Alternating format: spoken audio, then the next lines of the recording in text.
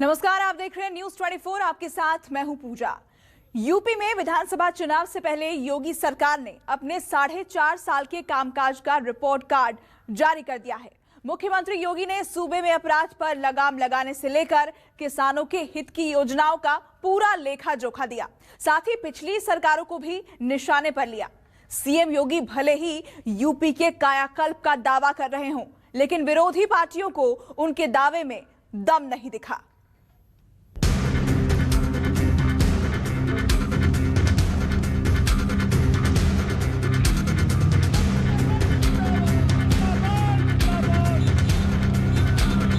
₹1800 करोड़ रुपए से अधिक की सरकारी संपत्ति जब्त की गई और जब्त करने के साथ साथ जहां पर उन्होंने अवैध निर्माण किए थे वहां पे ध्वस्तीकरण के लिए भी कार्रवाई पूरी मजबूती के साथ चली। उत्तर प्रदेश में संविधान को नष्ट किया जा रहा है, लोकतंत्र का चीरहरण हो रहा है।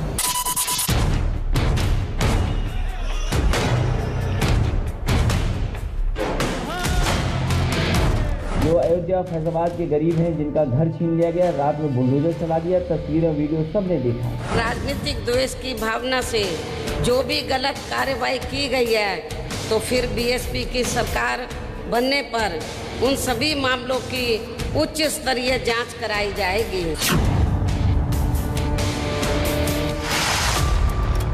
यूपी में अगले साल विधानसभा चुनाव है। सरकार पर अपने कामकाज को जनता तक पहुंचाने का दबाव है, तो विपक्षी पार्टियों पर सरकार की गलतियों को ढूंढकर आम लोगों तक ले जाने का दबाव है। 2022 को सभी दल अपनी मुट्ठी में करना चाहते हैं, इसीलिए सभी अपनी अपनी रणनीति में व्यस्त हैं।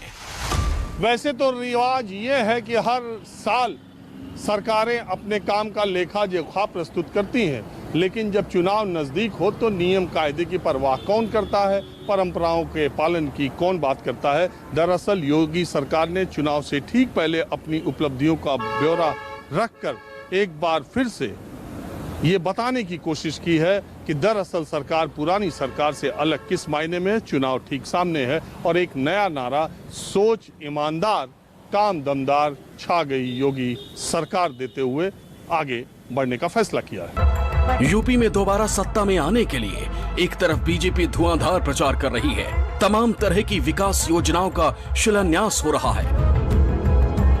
मुख्यमंत्री योगी से लेकर प्रधानमंत्री मोदी तक सारे दिग्गज यूपी के दंगल में दम लगा रहे हैं। इन सब के बीच योगी सरकार अपनी रिपोर्ट कार्ड लेकर आम लोगों के बीच पहुंच गई। किसी भी नौकरी में किसी प्रकार का कोई भेदभाव नहीं, चेहरा देख करके नहीं, प्रदेश के अंदर योग्यता के आधार पर रिजर्वेशन के नियमों का पालन करते हुए प्रदेश के हर नौजवान को उसका हक देने का कार्य प्रदेश के अंदर किया गया था। पारदर्शिता का अभाव था, ईमानदारी का अभाव पिछली सरकारों में था और उन कार्यक्रमों को सफलतापूर्वक हमारी सरकार ने आगे बढ़ाया था। नहीं तो भर्ती निकलती थी और परिवार के अलग अलग सदस्य पूरा खानदान वसूली के लिए प्रदेश में निकल पड़ता था। पूरी पारदर्शिता के साथ 4.5 लाख नौजवानों को नौकरी दी गई। मुख्यमंत्री बनते थे, अपने स्वयं के आवास बनाने के लिए उनमें होड़ लगती थी, सरकारी बंगले गिराए जाते थे, स्वयं के मकान बनाने के लिए और अपने लिए हवेली, बड़ी बड़ी हवेली बनाने के लिए उनमें एक प्रतिस्पर्धा चलती थी। लेकिन ये 4.5 वर्ष प्रदेश के अंदर और हम लोगों ने अपने आवास नहीं बल्कि हम लोगों ने प्रदेश के 42 लाख गरीबों के आवास बनाए हैं। एक तरफ मुख्यमंत्री योगी आदित्यनाथ अपनी सरकार का पूरा हिसाब किताब लोगों के बीच रख रहे थे, तो वहीं दंगे और माफियाओं को लेकर पिछली सरकार पर भी हमलावर थे। पिछले 4.5 वर्ष के अंदर उत्तर प्रदेश में कोई दंगा नहीं हुआ।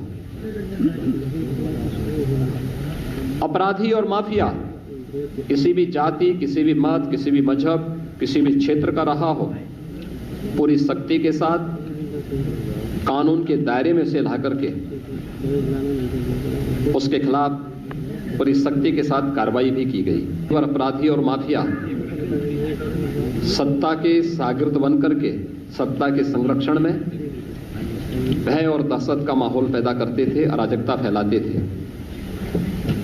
दंगा प्रदेश की प्रवृत्ति बन चुकी थी। मैं नहीं केवल इससे ठीक पहले का जो कार्यकाल था उसमें देखा होगा कि हर तीसरे चौथे दिन एवरेज एक बड़ा दंगा उत्तर प्रदेश में हुआ है। इसके अलावा यूपी के मुख्यमंत्री ने कहा कि आज यूपी की पहचान सुशासन के तौर पर होती है। सरकार के किए गए सुधार और विकास कामों की वजह से आज सूबे में निवेश के लिए माहौल बना और UP ease of doing business में 14वें स्थान पर है। किसान आंदोलन को देखते हुए मुख्यमंत्री योगी ने कहा कि सरकार ने किसानों के लिए तमाम तरह के काम किए, किसानों के लिए कई सिंचाई योजनाओं को आगे बढ़ाया, बंद चीनी मिलों को फिर से शुरू किया, गन्ना किसानों को सही भुगतान किया, 1,43,000 किसानों को गन्ने का भुगतान किया गया। ऐसा नहीं है कि मुख्यमंत्री योगी आदित्यनाथ ने अपने रिपोर्ट कार्ड में सिर्फ विकास के काम और गुंडा राज को खत्म करने पर ही फोकस किया। उन्होंने सूबे की विरासत को भी लोगों के सामने रखने की कोशिश की। उन्होंने अयोध्या में भव्य राम मंदिर का जिक्र किया, जिसका साफ मतलब था कि चुनाव में बीजेपी राम मंदिर का श्रेय जरूर लेगी और मुद्दा बनाएगी। योगी ने मथुरा में भव्य होली महोत्सव का भी जिक्र किया, जिसने अपनी परंपरागत पहचान को भी देश और दुनिया के सामने प्रस्तुत किया। अयोध्या का दीपोत्सव का आयोजन हो, काशी के दीपावली का आयोजन हो, बरसाना का रंगोत्सव का कार्यक्रम हो, यह आयोजन हमारे लिए हमारी पहचान, हमारी विरासत को दुनिया के सामने प्रस्तुत करने का एक माध्यम था। विपक्षी दलों को ये सांप्रदायिकता के दंश को से की दृष्टि देखने के लिए वे अभिषिक्त थे। वे कभी इस आयोजनों को नहीं कर सकते थे। वो हमेशा इस बात के लिए सशंकित रहते थे कि हम अयोध्या में दीपोत्सव का कार्यक्रम करेंगे तो हम पे सांप्रदायिकता का लेबल लगेगा। मुख्यमंत्री योगी आदित्यनाथ भले ही अपने 4.5 साल के शासनकाल को सुशासन बता रहे हों, लेकिन विपक्षी पार्टियों को यूपी सरकार का कामकाज बिल्कुल भी पसंद नहीं आया।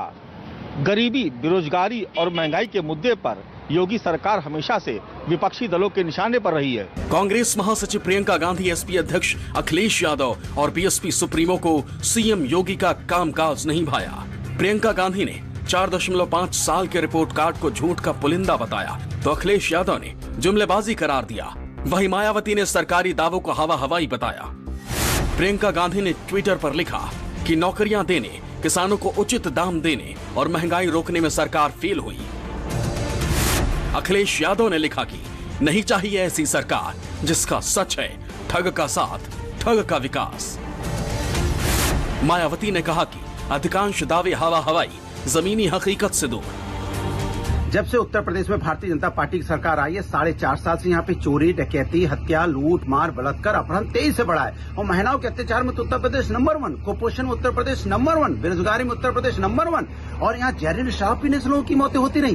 कोविड काल में लोग ऑक्सीजन समय से नहीं मिलने पे तड़प तड़प के मर गए, परिवार बर्बाद हो गए। बच्चों की लगातार मौतें हो रही है, माँ की गोदें सूनी हो रही है और सरकार को चिंता नहीं। किसान धरने पे बैठा है, किसान के धरने पे 700 किसानों की मौतें हो गई। किसान के लिए सरकार सोचने को तैयार नहीं। कमाल है, ये कैसी सरकार है जो 4.5 साल में उत्तर प्रदेश को विनाश की तरफ लेके गई है। और जब यहाँ समाजवादी पार्टी की सरकार थी तो उत्तर प्रदेश विकास की तरफ जा रहा था। उत्तर प्रदेश की भाजपा सरकार का जो काला सच है, जो सिर्फ और सिर्फ होर्डिंग बैनर लगाकर गुमराह करती है लोगों को, उनके झूठे प्रोपेगेंडा को उत्तर प्रदेश के लोग जान चुके हैं। 2022 में श्रीमती प्रियंका गांधी जी के नेतृत्व में उत्तर प्रदेश का जनमानस भारतीय जनता पार्टी को सत्ता से बेदखल करने का काम करेगा। विपक्ष का काम है सवाल उठाना, जो हो भी रहा है। लेकिन ये बात भी ध्यान रखना होगा कि योगी सरकार के 1.5 साल तो कोरोना महामारी खा गई। काम करने के लिए उनको सिर्फ 3 साल मिले। ऐसे में योगी सरकार का दावा है कि 3 सालों में सरकार ने सूबे की दिशा और दशा में बदलाव लाने के लिए कोई भी कसर नहीं छोड़ी। जैसा कि मुख्यमंत्री योगी ने अपराध पर लगाम लगाने का दावा किया, उसके हिसाब से आंकड़ों पर नजर डाले तो 20 मार्च 2017 से 15 मार्च 2021 यानी पूरे 4 साल तक के आंकड़ों पर नजर डाले तो इन 4 सालों में पुलिस और बदमाशों के बीच 7500 से ज्यादा मुठभेड़ हुई, जिसमें 5 लाख के इनामी बदमाश विकास दुबे से लेकर 5000 के इनामी लुटेरे तक ढेर हुए। 4 साल 135 अपराधी मारे गए, जिनमें 111 इनामी बदमाश थे और 24 गैर इनामी बदमाश।